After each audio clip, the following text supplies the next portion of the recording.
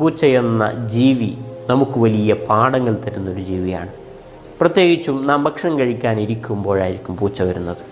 പൂച്ച വന്ന് കരഞ്ഞുകൊണ്ട് നമ്മോട് ചോദിക്കുന്നു, ഭക്ഷണം തരുമോ? ആ സമയത്ത് പല ആളുകളും ആട്ടി ഓടിക്കുന്നു.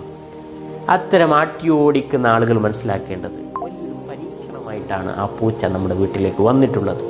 അല്ലാഹു സുബ്ഹാനഹു വ തആല നമ്മെ പരീക്ഷിക്കാൻ വേണ്ടിയിട്ടാണ് ആ പൂച്ചയെ വീട്ടിലേക്ക് അയച്ചിട്ടുള്ളത്. ആ പൂച്ച നമ്മെപ്പോലെ അള്ളാഹുവിൻ്റെ സൃഷ്ടിയാണ്. ഈ ലോകത്ത് ജീവിക്കേണ്ട ഒരു പൂച്ചയാണ്. അതിനും ഭക്ഷണം വേണം. അതിനല്പം ഭക്ഷണം ഇട്ട് കൊടുക്കാൻ നമ്മുടെ മനസ്സ് എന്തുകൊണ്ട് സമ്മതിക്കുന്നില്ല എന്നെടുത്താണ് നാം ചിന്തിക്കേണ്ട കാര്യം. സ്വതക്കയെക്കുറിച്ച്, അയൽവാസികൾക്ക് ദാനധർമ്മം ചെയ്യേണ്ടതിനെക്കുറിച്ചുള്ള വലിയ പാഠങ്ങളാണ് പൂച്ച നൽകുന്നത്. ആ ബോധ്യം നമുക്ക് വേണം.